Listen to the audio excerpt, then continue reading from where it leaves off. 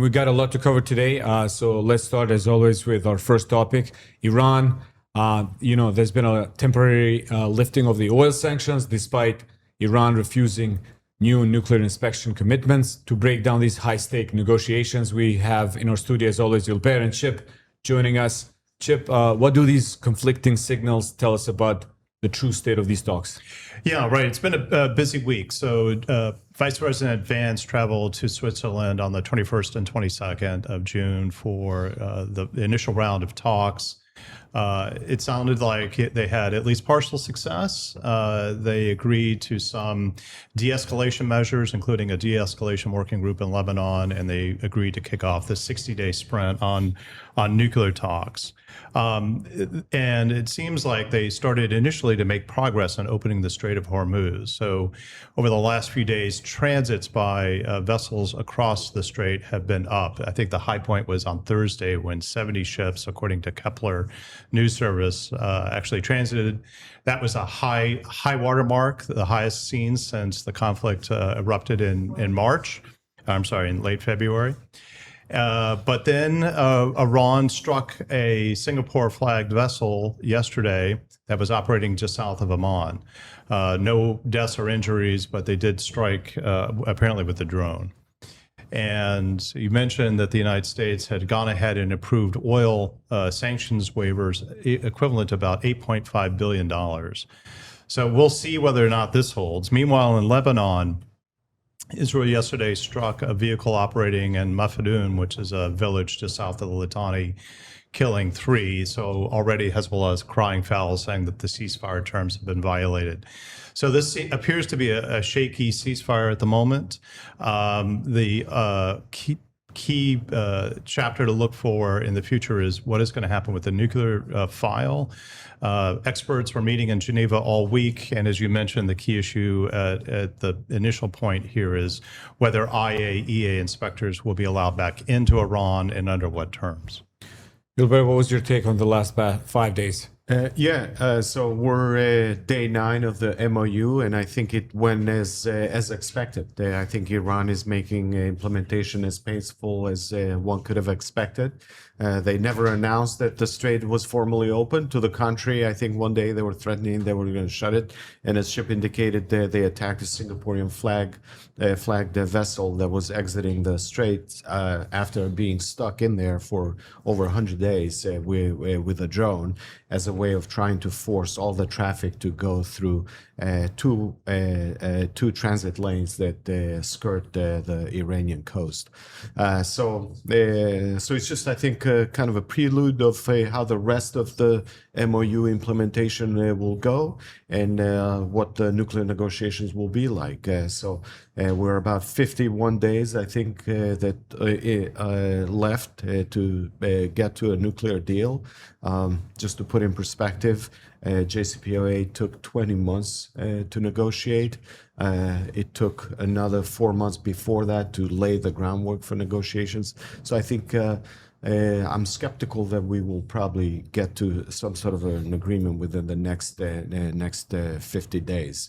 So we'll see. But I think, as Chip described it, it's tenuous at best.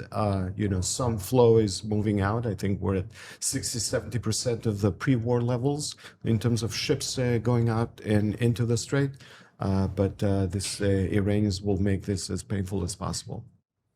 Yeah, it's interesting to see that I believe most of the ships that have left have Chinese ties to it. So it looks like Beijing is indirectly benefiting the most from this partial reopening.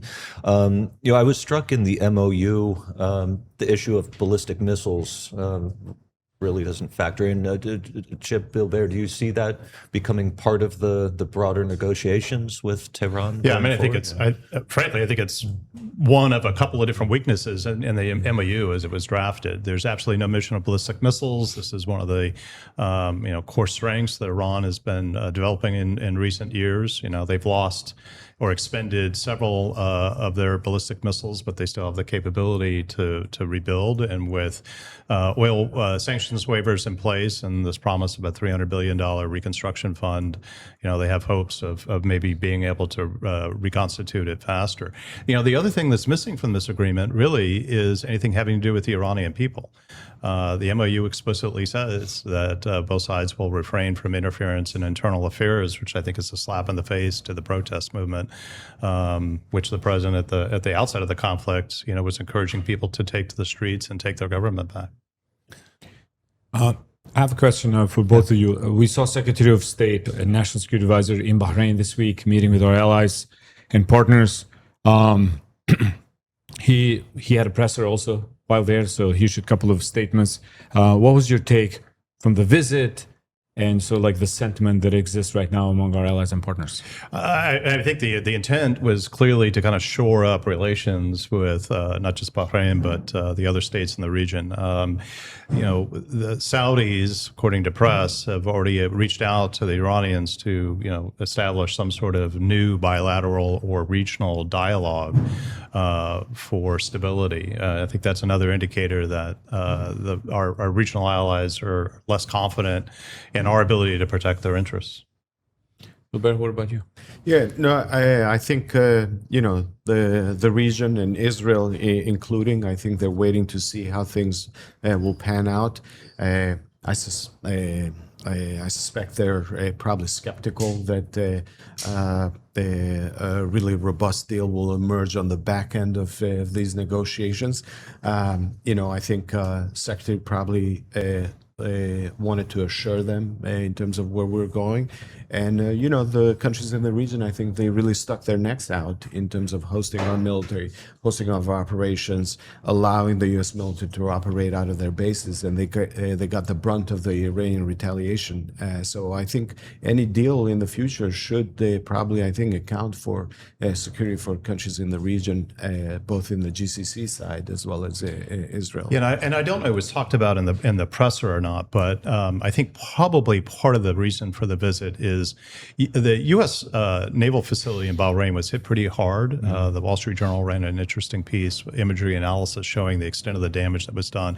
As a result, the U.S. military is looking to move some of those bases out of Bahrain. And whenever you do that with an ally, there's obvious hand-wringing, and I think part of the reassurance was that our protection for Iran will continue to Bahrain will continue to be extended.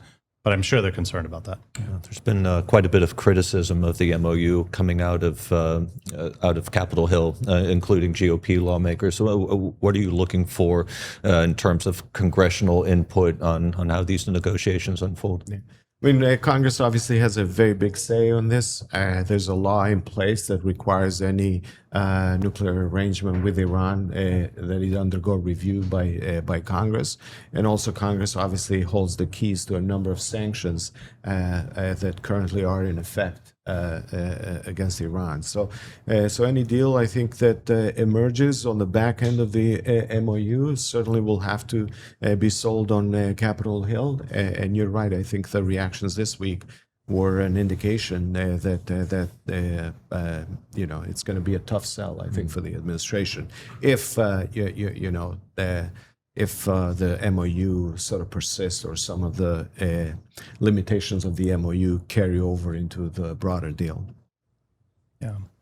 Look, my take on the MOU in general is I think it's an agreement that wasn't actually designed to resolve the conflict or any of the underlying differences between the United States and Iran. That remains to be done during this 51-day remaining in the sprint. And we'll see whether or not that's achieved.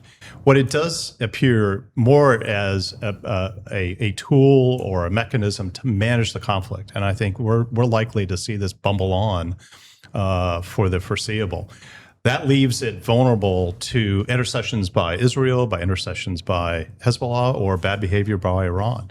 Or frankly, if President Trump's domestic political pressures rise to a certain level, he may want to walk back on some elements of the arrangement. I think the other critical thing is just what happens in the Strait of Hormuz on the water, whether it actually remains open or Iran succeeds in establishing a permanent tolling system, which would be a terrible precedent and would have bad implications, not just in the Near East, but around the world.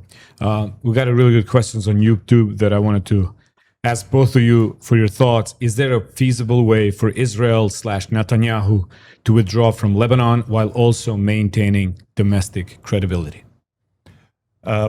Probably not before the election in October. I think he's running on a strong defense posture, and I don't think he's going to climb down before then. Perhaps afterwards, depending on election results. Eventually, they will have to withdraw. The issue will be, at what point of degradation do they want to bring Hezbollah? It's murky. Right. Yeah, and I think it also begs the question: is it wise to withdraw, politics aside, right? After the pager operations, the radio operations, and now really the ground operation, Israel has not in a while, I think, dealt a more significant blow to Hezbollah. So I think the last thing probably the Israeli national security leadership would establishment would want at this point is to relieve the pressure on Hezbollah while they really have them down, but not yet completely out. Gentlemen, thank you so much as always. I'll see you on Wednesday for our next episode of PDB, but thanks again. Great.